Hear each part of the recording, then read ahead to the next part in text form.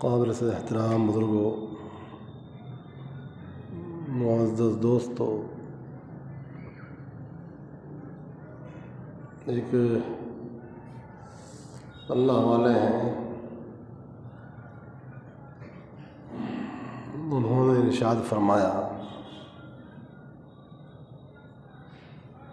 کہ قلب کے مسخ ہونے کی 3 علامتیں۔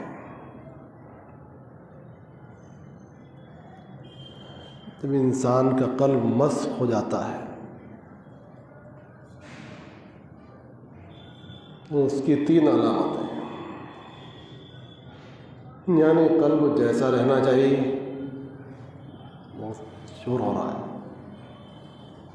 جیسا قلب رہنا چاہیے، جیسا قلب ہونا چاہیے، جب ویسا نہیں ہوتا، ویسا نہیں رہتا، تو اس کی 3 علامتیں۔ ایک علامت یہ ہے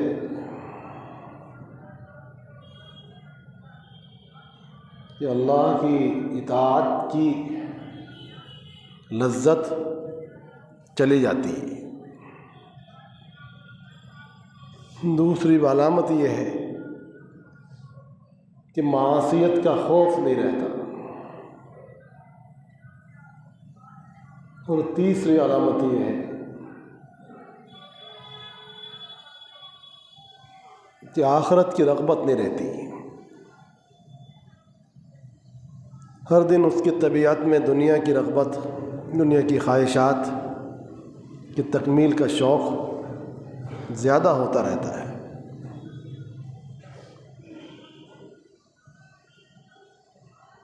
اس کے برخلاف جب انسان کا قلب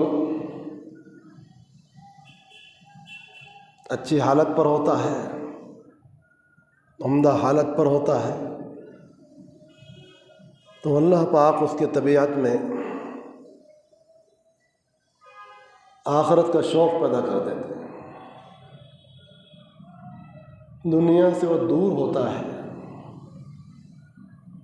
اور آخرت کے معاملات کی تیاری کرتا ہے، موت کی تیاری کرتا ہے۔ اس کی بھی گویا 3 علامتیں ہیں: التجافی عن دار الغرور، والانابہ الی دار الخلود، والتأہب لیوم النشور، والاستعداد للموت قبل نزولہ۔ پہلی 3 باتیں کیا بیان ہوئی؟ جب انسان کا قلب صحیح حالت پر نہیں رہتا، یعنی قلب سلیم نہیں رہتا، اس میں سلامتی نہیں رہتی، اس میں خیر نہیں رہتی، تو اس میں پہلی بات تو یہ پیدا ہوتی ہے کہ طاعات الہیہ کی لذت ختم ہو جاتی ہے۔ یہ انسان کے لیے بڑے محرومی کی بات ہے۔ ایک تو یہ کہ اللہ کی اطاعت کا شوق ہی بہت دیر میں پیدا ہوا، بڑی محنتوں کے بعد تو اللہ کی اطاعت پر آیا، ورنہ اس کا مزاج ہی نہیں بن رہا تھا، اس کا شوق ہی نہیں بن رہا تھا، اس کی طبیعت ہی نہیں چل رہی تھی خیر کی طرف، اعمال صالحہ کی طرف، اور نیک کاموں کی طرف۔ اور جب اس کی طبیعت چلی بھی تو اس میں اسے کوئی لذت نہیں آتی، اس کے ہی اثرات ہوتے ہیں کہ وہ اللہ کی اطاعت کرنے کے لیے ایک ایسے مزاج کے ساتھ حاضر ہوتا ہے کہ اس پر بہت بوجھ ہوتا ہے، بڑی گرانی ہوتی ہے۔ جیسے انسان کوئی کام بددلی سے کرے، جب کوئی شخص کوئی کام بددلی سے کرتا ہے تو اس کی طبیعت پر بوجھ ہوتا ہے۔ کوئی شخص سبق میں آ رہا ہو بددلی کے ساتھ تو سبق پڑھنا اس کے لیے بوجھ ہوگا۔ کوئی شخص نماز میں تو آ رہا ہے لیکن خوش دلی کے ساتھ نہیں آ رہا ہے، بددلی کے ساتھ آ رہا ہے تو نماز پڑھنا اس کے لیے بھاری ہوگا نا.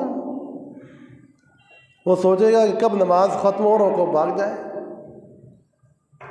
کوئی شخص ذکر اللہ کے لیے جب آتا ہے تو کچھ تو شوق سے آتا ہے اور کچھ کیسے آتا ہے کہ ان پر ایک بوجھ ہوتا ہے کہ کب یہ اللہ کا ذکر ختم ہو اور ہم بھاگ جائیں. تو یہ بوجھ کیسا بوجھ ہے؟ بظاہر تو کوئی بوجھ نہیں ہے، لیکن اس کی طبیعت پر ایک گرانی ہے، ایک بوجھ ہے. اور وہ بوجھ اور گرانی وہ ثقل اس لیے ہے کہ اس کا مزاج خراب ہو چکا، اس کا دل خراب ہو چکا، اس کا قلب صالح نہیں رہا. اس کا قلب اگر صالح ہوتا تو اس کا مزاج صالح ہوتا اور سارا بدن اللہ کی اطاعت میں لگتا بھی اور لذت بھی پاتا. ایک تو مشغول بھی ہوتا اور دوسرے لذت بھی پاتا. یہ وہی بات ہے نا جس کو رسول اللہ صلی اللہ علیہ وسلم نے ارشاد فرمایا کہ انسان کے قلب کے اندر ایک ٹکڑا ہے، مضغہ ہے، اگر وہ درست ہو جائے تو سارا بدن درست ہو جاتا ہے، اگر وہی خراب ہو گیا تو سارا بدن خراب ہو گیا. وہ مضغہ کیا ہے؟ وہ قلب ہے. معلوم ہوا کہ قلب کی اصلاح پر مدار ہے بدن کی صلاحیت کا، بدن کے صالح ہونے کا، انسان کے اعضاء اور جوارح کے مؤمن ہونے کا، انسان کے اعضاء اور جوارح کے سلیم ہونے کا، انسان کے اعضاء اور جوارح کے مطیع للہ ہونے کا مدار کس پر ہوا؟ قلب پر. تو قلب جتنا انسان کا درست ہوگا اسی قدر اس کا بدن خیر کے اندر اس کے تابع ہوگا. اور جتنا انسان کا قلب اللہ سے دور ہوگا، اللہ سے دور ہوگا تو یعنی اللہ کی اطاعت سے دور ہوگا، اللہ کے ذکر سے دور ہوگا. جو قلب اللہ کے ذکر سے دور ہوتا ہے اللہ کی اطاعت سے بھی دور ہوتا ہے. اور اس قلب کو قلب قاسی کہتے ہیں. قلب قاسی وہ اللہ سے بہت دور ہوتا ہے، وہ سخت قلب ہے جس کو قرآن پاک نے بیان کیا ہے کہ انسان کا قلب بعض دفعہ پتھر سے بھی زیادہ سخت ہو جاتا ہے. بعض پتھر تو ایسے بھی ہیں جو خوف الہی سے اوپر سے نیچے گر جاتے ہیں. بعض پتھر ایسے ہیں کہ خوف الہی کی وجہ سے ان سے پانی جاری ہو جاتا ہے. وَإِنَّ مِنْهَا لَمَا يَتَفَجَّرُ مِنْهُ الْأَنْهَارُ وَإِنَّ مِنْهَا لَمَا يَشَّقُّقُ وَيَهْبِطُ مِنْ خَشْيَةِ اللَّهِ فَيَهْبِطُ مِنْ خَشْيَةِ اللَّهِ. وہ اللہ کے خوف سے گر جاتے ہیں، بعض شق ہو جاتے ہیں، بعد میں حبوط ہوتا ہے. یہ حبوط اور یہ شقاق، یہ گرنا اوپر سے نیچے آنا اور پھٹ جانا، یہ حبوط اور یہ شقاق اللہ کے خوف سے ہیں. ہم تو سمجھ رہے ہیں کہ امر اتفاقی ہے، پہاڑ اپنی جگہ سے حرکت کر گیا، وہ گر گیا یا پھٹ گیا یا ایسا ہوا تو ہم تو سمجھتے ہیں کہ امر اتفاقی ہے. امر اتفاقی نہیں بلکہ وہ امر الہی سے ہو رہا ہے. ہر چیز امر الہی کے تابع ہے، ہر چیز امر الہی کے تابع ہے. کوئی بھی چیز امر الہی کے بغیر کچھ نہیں کر سکتی. اس پر جس قدر انسان کا یقین ہوگا اتنا ہی وہ بلند ہوگا. اس بات پر جتنا کسی شخص کا یقین ہوگا اتنا ہی وہ بلند ہوگا کہ ہر چیز امر الہی کے تابع ہے، امر الہی کے مسخر ہے. دشمن بھی کوئی حرکت امر الہی کے بغیر نہیں کر سکتا اور دوست بھی کوئی فائدہ امر الہی کے بغیر نہیں پہنچا سکتا. ایک شخص دوست ہے، محبت کرتا ہے، لیکن اس سے بھی فائدہ جبھی ہوگا جب اللہ پاک چاہیں گے، اس کو دل میں ڈالیں گے تو وہ خیر کی طرف چلے گا، وہ فائدے کی طرف چلے گا، وہ نفع رسانی کی طرف چلے گا. تو دوست کا نفع بھی تابع ہوا اللہ کے حکم کے، اور دشمن اس کا ضرر بھی تابع ہوا اللہ کے حکم کے. سب کے قلوب اللہ کے اختیار میں ہے۔ از خدا دان خلاف دشمنوں دو کہ دل ہر دو در تصرف اوست، دوست ہو یا دشمن ہو ان سب کے تصرفات حقیقت میں اللہ کی طرف سے ہیں۔ دوست اور دشمن کے قلوب کا تعلق امر الہی سے ہے، سب کے قلوب اللہ کے اختیار میں ہے، اور دشمن کی مخالفت اور دوست کی دوستی وہ سب من جانب اللہ تعالی ہے۔ اللہ کا نظام جب چلتا ہے تو اس کو کوئی روک نہیں سکتا۔ تو اس بات پر جس شخص کا جتنا یقین ہوگا کہ ہر چیز تابع ہے لامر اللہ، مسخر لامر اللہ ہے، تو اسی قدر اس کی بلندی ہوگی۔ امام شعرانی رحمۃ اللہ علیہ ایک بہت بڑے عالم ہیں، ان کا یقین اتنا کامل تھا کہ تاریخ میں ان کے واقعات میں وہ فرماتے تھے کہ تم مجھے ایسے جنگل میں بھی چھوڑ دو جہاں شیر ہوں، چیتے ہوں، درندے ہوں، سانپ ہوں، اژدہا ہوں، کچھ نہیں ہوگا میرا۔ لوگوں کو تعجب ہوتا تھا کہ اتنی بڑی بات وہ کہتے ہیں۔ فرمایا کہ اگر تمہیں آزمانا ہو تو آزما بھی سکتے ہو۔ چنانچہ ایک جنگل بیابان میں لوگوں نے ان کو چھوڑا جہاں اژدہا کی اتنی کثرت تھی کہ کوئی شخص وہاں سے بچ کر نہیں آ سکتا تھا۔ کہا آپ کو یہاں رہنا ہے، وہاں ایک مسجد تھی ویران، وہاں آپ کو رہنا ہے اور پھر دیکھیں گے آپ کا یقین۔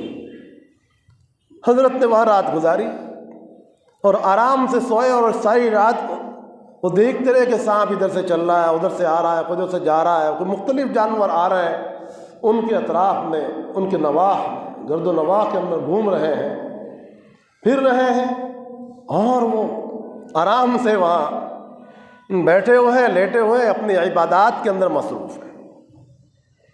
صبح جب ہوئی تو لوگ منتظر تھے کہ شاید شعرانی زندہ ہے کہ نہیں ہے، کہیں اور تو نہیں چلا گیا۔ اس کا دعویٰ ہے، اس کا دعویٰ کیا ہوا؟ دیکھا تو حضرت امام شعرانی رحمۃ اللہ علیہ بالکل بے ضرر تھے، ان کو کوئی نقصان نہیں ہوا، اور فرمایا کہ ساری رات میں نے یہ منظر دیکھے، یہاں ہے اژدہا، بڑے بڑے خطرناک چیزیں ہیں یہاں، جن کے خوف سے ہی انسان دور بھاگتا ہے، قریب بھی نہیں آ سکتا۔ ان کا یقین اتنا تھا کہ کوئی بھی موذی انسان ہو، جن ہو، حیوانات میں سے ہو، بِإِذْنِ اللہ، بِأَمْرِ اللہ، اس کو ایذا پہنچانے کی کوئی صلاحیت نہیں، کوئی طاقت نہیں۔ تو دشمن وہ بھی جو دشمنی کر رہا ہے اس کے دل میں بھی وہیں سے القاء ہو رہا ہے، اور دوست کی دوستی کا سبب بھی وہی چیز ہے۔ اس لیے انسان کو ہر وقت اللہ ہی سے رجوع کرنا چاہیے، اے اللہ اس کی دشمنی سے بچا، اگر اس کی دشمنی سے بچنا ہے تو اللہ سے رجوع کرو۔ قلوب بید اللہ تعالی یقلبھا کیف یشاء، تمام کائنات کے قلوب اللہ کے اختیار میں ہیں، وہ جس طرح چاہتے ہیں اس کو پلٹتے ہیں۔ ہاں تو کیا بات چل رہی تھی کہ قلوب کے مسخ ہونے کی علامت یہ ہے کہ انسان کو اطاعت میں کوئی لذت نہ آئے، اس کو نماز میں کوئی لذت نہیں آ رہی، آتا ہی نہیں نماز کے لیے، کتنا بھی کوئی کہے آتا ہی نہیں، اس کو شوق ہی نہیں نماز میں آنے کا، مسجد میں حاضر ہونے کا اس کو شوق ہی ختم ہو گیا، بہت دیر میں آتا ہے، اور آتا ہے کہ بالکل نماز کھڑی ہو جاتی ہے اس وقت وہ آتا ہے، اس کو جمعے کی بھی کوئی رعایت نہیں رہی، اس کو جماعت کی کیا، اس کی طبیعت میں جمعہ کی عظمت بھی نکل گئی۔ تو یہ اللہ پاک سے بعید ہونے کی علامت ہے کہ اللہ پاک کا دربار لگ رہا ہے، اور ایک منادی الہی اعلان کر کے اس کو ندا کے ساتھ بلا رہا ہے، ادھر آؤ، ادھر آؤ، کامیابی کی طرف آؤ، کامیابی کی طرف آؤ، اور جو چیز تمہارے لیے بہتر ہے اس بات کی طرف آؤ۔ مگر انسان سن رہا ہے، ٹال رہا ہے، سن رہا ہے، سنتا رہتا ہے اور اس پر توجہ نہیں کرتا، غفلت کا شیار ہے، غفلت کا شکار ہے، وہ غفلتوں کے اندر ڈوبا ہوا ہے۔ تو قلب کے مسخ ہونے کی علامت یہ ہے کہ انسان طاعت کی طرف نہ چلے، اس کا دل مسخ ہو چکا ہے، ختم ہو چکا ہے، بڑے وہ اپنے آپ کو یہ سمجھ رہا ہے کہ میں بڑا پڑھا لکھا ہوں، بڑا عقل مند ہوں اور بڑا چالاک ہوں، بڑا ہوشیار ہوں، بڑا دماغدار ہوں، یہ ہوں وہ ہوں، اپنے ذہن میں کچھ بھی ہو مگر حقیقت میں خالی ہے وہ۔ ایک علامت تو یہ کہ اللہ کی اطاعت کی طرف وہ آتا ہی نہیں، اگر آیا زبردستی کے لیے زبردستی کر کے آیا تو اس پر بیٹھنا مشکل، اس کی لذت وہاں ختم ہو چکی ہے، اس کی لذت وہاں ہے ہی نہیں، اس کا دل تو کہیں اور مصروف ہے۔ تو اللہ کی اطاعت میں، عبادات میں، ذکر و اذکار میں، معاملات میں اسے لذت کا نہ ملنا، یہ بھی ایک عذاب الہی ہے اور قلب کے مسخ ہونے کی علامت ہے۔ اور دوسری علامت یہ کہ معصیت کا خوف نہیں رہتا، اس کی طبیعت میں، اس کے مزاج میں معصیت کا خوف نہیں رہتا۔ جب معصیت کا خوف نہیں ہوگا، یہ اللہ کے خوف نہ ہونے کی علامت ہے، جو اس کے قلب میں اللہ کا خوف نہیں ہے، اس لیے معصیت سے بچنے کا بھی اسے کوئی فکر نہیں ہے۔ اگر اللہ کا خوف ہوتا تو معصیت سے بچنے کی فکر بھی اسے لائق ہوتی، اللہ کا خوف ہی نہیں تو معصیت سے بچنے کی فکر بھی نہیں ہے، اس لیے معاصی میں کو اپنے میں کیسے سمجھتا ہے؟ بہت ہلکا پھلکا معاملہ سمجھتا ہے، آسان معاملہ سمجھتا ہے اور گرتا چلا جاتا ہے اور اس کو توبہ کی توفیق نہیں ہوتی۔ تو قلب کے مسخ ہونے کی علامت یہ بھی ہے کہ انسان معاصیت سے پرہیز نہ کرے، اللہ کا خوف اس کے دل میں نہ رہے، تو یہ اس بات کی علامت ہے کہ اس کا قلب مسخ ہو چکا ہے۔ خدا کی پناہ، خدا کی پناہ۔ اور تیسری علامت کیا ہے؟ تیسری علامت یہ کہ روز بروز اس کی رغبت دنیا میں زیادہ ہی ہوتی جا رہی ہے، شوق بڑھتا ہی جا رہا ہے، دنیا کی ہرس میں وہ زیادہ ہی ہوتا جا رہا ہے، بجائے اس کے کہ انسان عمر کے ساتھ ساتھ آخرت کی طرف راغب ہو، راغب اللہ ہو، راغب الاعمال الصالحہ ہو، راغب الکتاب و سنہ ہو، تو اس کی طبیعت میں اور اس کے ذوق میں اس کا عکس ہوتا جا رہا ہے۔ انسان اپنی خواہشات میں اتنا مصروف ہو جاتا ہے کہ اس کی تکمیل میں وہ آگے ہی بڑھتا چلا جاتا ہے، حالانکہ خواہشات انسان کی کبھی ختم نہیں ہوتی، اس کی خواہشات تو موت سے بھی آگے نکلی رہتی ہیں، اس کے پلان تو اتنے رہتے ہیں اور موت اس کو اچانک آگے پکڑ لیتی ہے، تو اس کے پلان تو بہت زیادہ ہے اور یہیں سے انسان مار کھاتا ہے۔ ساری دنیا کے اندر سارا فساد اس لیے ہے کہ ہر شخص یہ چاہتا ہے کہ میری خواہشات کی تکمیل ہو جائے، مالدار یہ چاہتے ہیں اور مال مل جائے، حکومت والے چاہتے ہیں کہ ہماری حکومت ہو جائے اور وہاں دوسروں کا وجود ہی نہ رہے۔ ہر انسان اپنے ہی نفع کو مقصود بنائے ہوئے ہیں، اسی کو اصل بنائے ہوئے ہیں، اسی کے اطراف میں گھومتا ہے، اپنے ہی نفع کے اطراف میں گھومتا ہے، اپنے ہی نقصان کو نقصان تصور کرتا ہے۔ اگر وہ اپنے بھائی کے نقصان کو بھی اپنا نقصان تصور کرے، اس کے نفع کو بھی اپنا نفع تصور کرے، تو اس کی کیفیت کچھ اور ہو، اس کی حالت کچھ اور ہو، وہ حقیقت میں مؤمن نہ بن جائے، وہ حقیقت میں مسلمان نہ بن جائے۔ ایمان تو، اسلام تو یہ سکھاتا ہے کہ دوسرے کا نفع بھی اپنے ہی نفع کی طرف جانو، اس کو فائدہ پہنچانا ایسا ہی سمجھو جیسے کہ اپنے آپ کو فائدہ پہنچا رہے ہیں آپ، اس کا ثواب بہت زیادہ ہے۔ تصور کرو، اس کو نفع پہنچا دیا تو معلوم نہیں، اللہ پاک کو یہی عمل اگر قبول ہو گیا تو ہو گیا اس کا کام۔ اس کو نقصان سے بچاؤ، اس کو نقصان سے بچانے کی فکر کرنا، کم سے کم یہ ہے کہ اس کو نقصان اپنی ذات سے تو نہ پہنچاؤ۔ لیکن مزاج یہ بن رہا ہے کہ انسان اپنے نفع کی طرف چلتا ہے اور دوسرے کے نقصان اور نفع وہ کچھ بھی نہیں سمجھتا، یہیں سے اختلافات پیدا ہوتا ہے۔ ساری دنیا کے اختلافات کا مرکزی نقطہ یہی ہے کہ خواہشات کی تکمیل۔ اب خواہشات ہر ایک کی کچھ ہے، اس کی کچھ ہے، اس کی کچھ ہے، خواہشات چونکہ متضاد ہیں تو سب کی خواہشات کیسے پوری ہو سکتی ہیں؟ ہاں، اگر سب اپنی خواہشات کو اللہ کے مراد کے تابع کر دیں، تابع لامر اللہ کر دیں تو آسان ہے۔ اللہ کے حکم کو سامنے رکھیں انسان اور اس دائرے میں اپنی خواہشات کی تکمیل اگر چاہے، جائز طور پر، صحیح طور پر، وہ ممنوع نہیں ہے۔ ہر خواہش کی تکمیل نہ منع ہے، نہ محبوب ہے، نہ بالکل معاصیت ہے کہ ہر خواہش کی تکمیل معاصیت ہی، ایسی بات بھی نہیں۔ بہت سی خواہشات جائز بھی ہیں، صحیح بھی ہیں، درست بھی ہیں، ان کی تکمیل کا شریعت نے حکم دیا، تو وہ دائرہ تو وہ شریعت ہے نا، شریعت ہے وہ میزان، وہ ہے اصل اصول، کہ اس پر آپ کو اپنی خواہش کو ناپنا ہوگا، تولنا ہوگا، رکھنا ہوگا۔ اگر وہاں سے اس کو پرمیشن ملے ایجاد ملے تو صحیح، ورنہ اس کی ایجاد نہیں ہوگی۔